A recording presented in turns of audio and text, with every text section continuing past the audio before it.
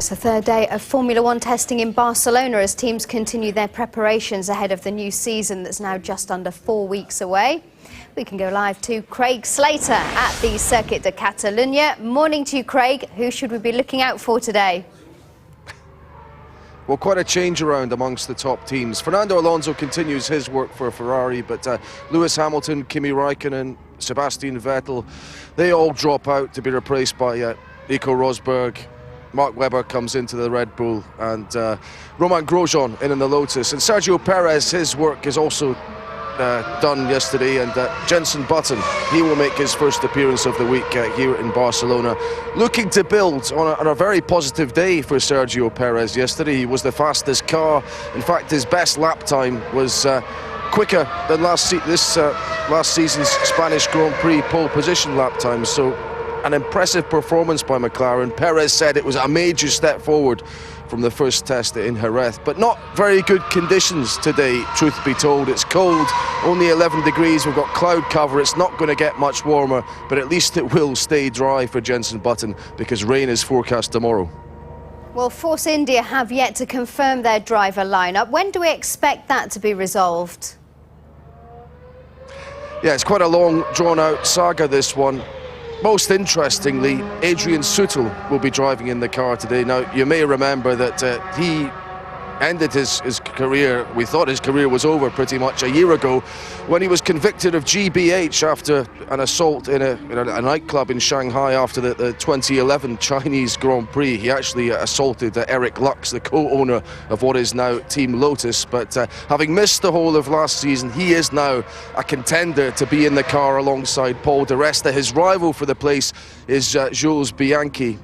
Force India told me yesterday that the situation might not be resolved until we get to Australia, so we might not know throughout the final test next week here in Barcelona who actually has the right to race alongside Paul di Resta. I put it to Paul yesterday. I asked him if this was an issue for him, any kind of inconvenience as he goes about finalising his preparation for the new season, and this is what he had to say. It's no disruption to me. I'm essentially going about my business as I would normally, working with the team. We're debriefing as much as we can. My team of guys are working hard. I'm moving forward. It's no different to me. Away from it, it's up to the board members, the key people in the team that make decisions who they want to partner me. It's not my decision. I'm very supportive of whoever it may be, as long as they're pushing me on and they're a team player. That's the important part, and equally the two guys that are driving I know quite well, and they've been part of this team for a few years between them. So really, it all counts. Get the mileage under the car. Essentially, if it's their opinion, they'll see where they go. It's interesting that Paul di Resta says that it's the board members who have to make this final decision, not the deputy team principal, Bob Fernley, who runs the day-to-day race team up here and during the season as well at Grand Prix. He's obviously had his input, but I think the inference there we have to make is that this is not just about who necessarily is the better driver over the next couple of years at Force India. It's also to do with the potential links that the two drivers have. Now, in Adrian Sutil's case, he doesn't have a particular affiliation with one of the manufacturer teams. He does bring some sponsorship, but in Jules Bianchi's case, he's part of the Ferrari driver program. Now, it may be that if Bianchi comes into Force India, that from 2014 onwards, Force India will be using Ferrari engines. Currently, they use Mercedes engines, and they also have a technical tie-up with McLaren. So a big decision for Force India to make. It could be based on the fact that whether they want to choose to go with Ferrari in the future or whether they want to stick with this relationship they built up over the past few years with Mercedes on the one hand and McLaren on the other. But as I said to you a few moments ago, we probably won't find out who's got this drive, perhaps even till we get to Australia ahead of the first Grand Prix. Wow, interesting stuff. Thanks very much, Craig. It's the third day. It's the third day of Formula One testing in Barcelona as teams continue their preparations ahead of the new season that's now just under 4 weeks away. Live to Craig Slater at the Circuit de Catalunya. Craig, what's the latest from the track this morning? Well, fairly limited running thus far this morning. It's pretty cold here, not as good conditions as we had yesterday. But at the moment, Fernando Alonso of Ferrari is top of the timesheets. This is his third consecutive day on the track. He and Williams' Pastor Maldonado have been swapping fastest times thus far this morning. But interesting to see the drop-off in performance of the tyres. Alonso's quickest time, 1:22.51, set on soft tyres. Just 1 lap later, he was 2 seconds slower, and that's pretty much what most of the drivers have been telling us. You've only really got one good lap on these soft tyres in particular. Elsewhere, as I say, pretty limited running. Jenson Button hasn't even posted a time yet. I think he's waiting for the track to evolve. We've seen him here this morning. But also very interesting, today's test day in particular, because it sees the return to our Formula One car of Force India's Adrian Sutil for the first time since the 2011 Brazilian Grand Prix. He's on the cards for a return to this team, racing alongside Paul di Resta. Just between him and Jules Bianchi. I don't think it's a case of it being a shootout over these next couple of days in terms of seeing how they perform against each other. I think it's just the precaution they're taking of giving them both time in the car in case one or other of them gets this seat. It is definitely between those two, although we probably won't find out who has actually got to the seat until we're in Melbourne ahead of the first race. Interesting as well to see Lewis Hamilton here today. He's not in the car, but he's been very dutiful since he's joined Mercedes and has come here to oversee Nico Rosberg's performance at the track. He was here quite early this morning, and he's been out and about in the paddock greeting fans. So a sign perhaps that he's rather more deeply involved in the car development project here at Mercedes than he perhaps was at McLaren, and one or two other signs that he's enjoying what he describes as a rather more laid-back attitude within his new team, because I understand he's brought his dog here today, little Roscoe. He's certainly down at the paddock, and hopefully if he's taken out for a walk later, we'll get some pictures of that. Could be the shot of the day, I think. For now, Craig, thank you very much. The 2013 Formula One season just 4 weeks away. The teams have been busy on the third day of testing in Barcelona. The morning session has just finished. We can take a look what's been happening at the track so far. Well, McLaren's Sergio Perez, fastest yesterday. The onus was on his teammate Jenson Button to perform today. On feet and in the car, he's fast. Ended the morning almost a second off the fastest lap, which was set by this man, Fernando Alonso. He's tested the Ferrari all 3 days in Barcelona, and his speed suggests it's paid off. Nico Rosberg had been vying for top spot, but Sauber's Nico Hülkenberg displaced him as the closest challenger to Alonso. Rosberg's performance was under the watchful eye of Mercedes teammate Lewis Hamilton. He's been at the Circuit de Catalunya, but won't be out on the track today. And today's also seeing the return of Adrian Sutil. He's testing Force India, yet to name their second driver for the 2013 season. Right, let's go live to the track now and join Ted Kravitz. A very good afternoon to you, Ted. Today we've had the chance to see Jenson Button on the track. How's he fared?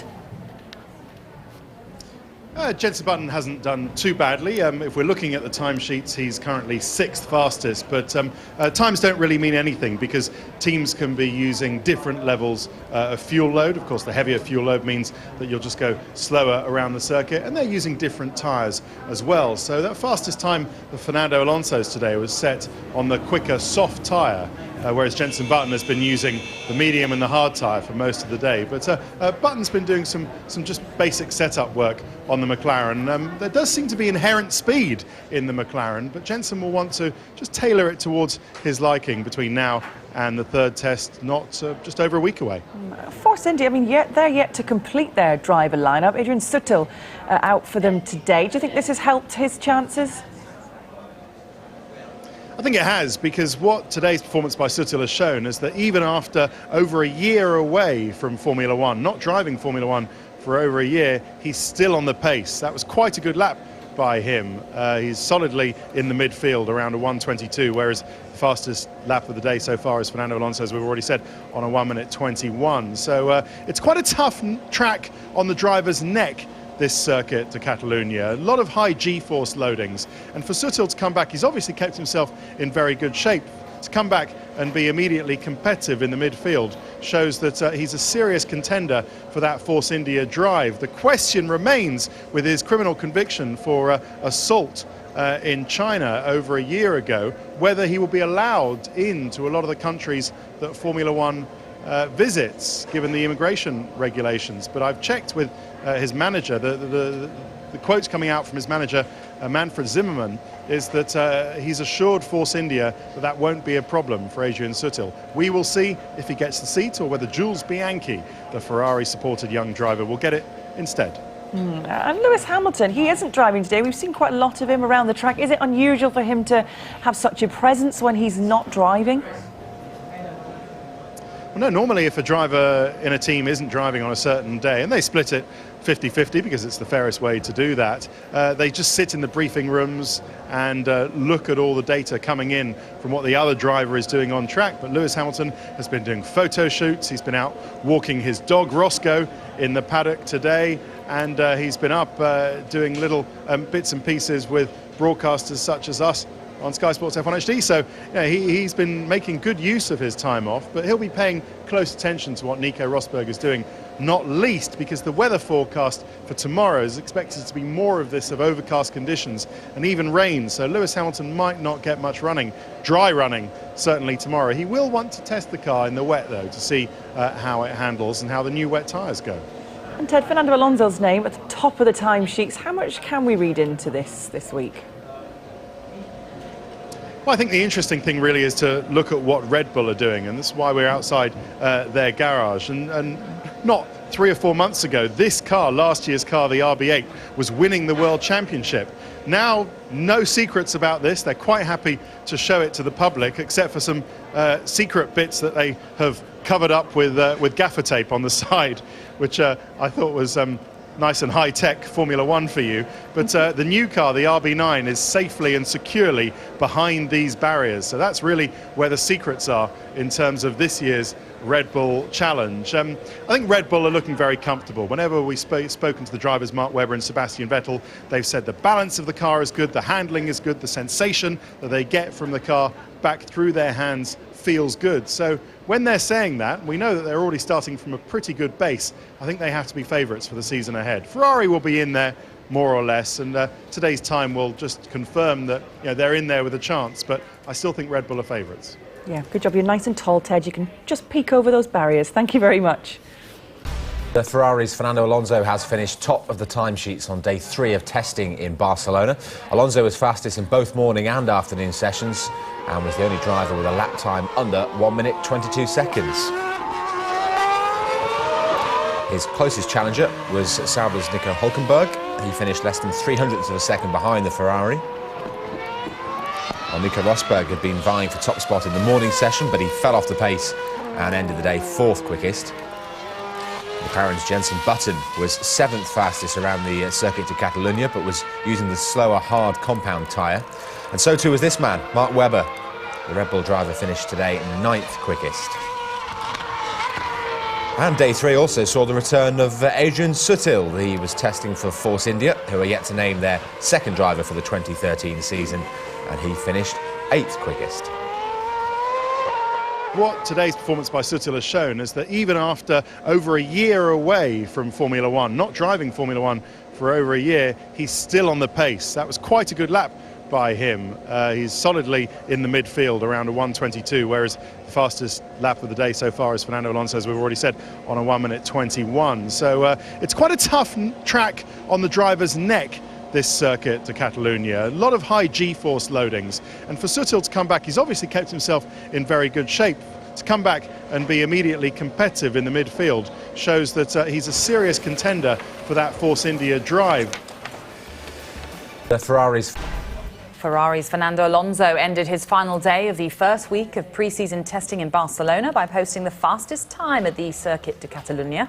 Alonso will hand over the new Ferrari F138 to teammate Felipe Massa on Friday, and did so by being the only driver to record a lap time of under 1 minute 22 seconds on a run of soft tyres. Nico Hülkenberg impressed in his own final day in the Sauber. Hülkenberg was second fastest after completing 91 laps. Lotus had only completed 77 laps over the first 2 days in Barcelona, but Romain Grosjean enjoyed a much more productive outing by recording 119 laps on Thursday. If the Spanish Grand Prix was held here tomorrow or on Saturday, where would Lotus come, do you think? On the podium. Okay, so it's the same as where we left off last year. I just replied your question today, you know. I mean, Barcelona Grand Prix is in May, so track temperature will be different and everything can change since then, you know. But now today, just based on today, what we can see on the lap time and the race simulation, it was not bad. McLaren's Jenson Button was 7th fastest using the harder compound tyres and is concerned that forecast rain on Friday will bring disruption. It's going to be wet tomorrow, so yeah, it's tricky. And for me, I don't feel I've had enough laps in the car. I think it's the same for Checo as well. We're doing a lot of work to really understand the car in terms of the aerodynamics. You know, you're doing a lot of rake work in the mornings and it always takes a little bit longer than you expect. And you lose a lot of time doing that, but it's important for us if it helps us throughout the year. Day 3 also saw the return of Adrian Suttle. He was testing for Force India, who are yet to name their second driver for the 2013 season. He finished 8th quickest. For sure. I mean, if you think about it, it has to be something else. Otherwise, they would have confirmed the driver in January, just plenty of time before the first test. Now that is not optimum for the preparation for Melbourne. So, but I think VJ is behind it and tries to make the decision as quick as possible. For sure, some business behind there, I don't really know. But for me, the most important was to deliver a good performance here. So I've done my part and everything else. Let's see what comes out. Jenson Button feels he hasn't had enough time in his new car after the third day of the Barcelona test. He completed 71 laps and finished 7th fastest, while Fernando Alonso went quickest and managed 97 laps. Jenson Button showed his own speed the day after his McLaren teammate had put their car top of the testing timesheets. But it was over 2 hours before he recorded a flying lap. He would go on to finish the day 7th fastest. For me, I don't feel I've had enough laps in the car. I think it's the same for Checo as well. We're doing a lot of work to really understand the car in terms of the aerodynamics. You know, you're doing a lot of rake work in the mornings and it always takes a little bit longer than you expect. And you lose a lot of time doing that, but it's important for us, if it helps us throughout the year, to understand this car and direction. The cool conditions meant lap times didn't fluctuate as much as previous days, although the new Pirelli compounds were still the talking point. Tyre problems have been an issue up and down the paddock this week, and it's caused by something called graining, which usually occurs in low temperatures. Take a look here. Basically, little flecks of rubber have broken off the tyre, leaving this dimpled effect, almost like little grains of rice you can see here. Now that means the whole surface of the tyre isn't in contact with the track. Traction is therefore lost, and the car goes slower. I think they're easy to understand. They just grain immediately, basically. So it's tricky. The circuit is cold today, so it's going to be worse today. But you know, going to Melbourne, I feel that we will have graining, but it's not going to be anything like we have here. It is different this year. It's just something that we all need to manage, and hopefully when we get to the first race, it won't be such a big issue. One man out to prove a point. Adrian Suttle, who lost his race seat last year after a conviction for GBH. He was back in a Formula One car and chasing the final seat on the grid. Do you think your chances are better than 50-50?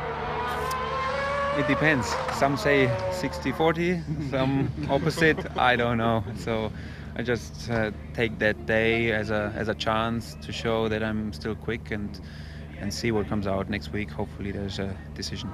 Fernando Alonso set the fastest time of the day in the morning session, but he now hands the car over to test driver Pedro de la Rosa for the final day.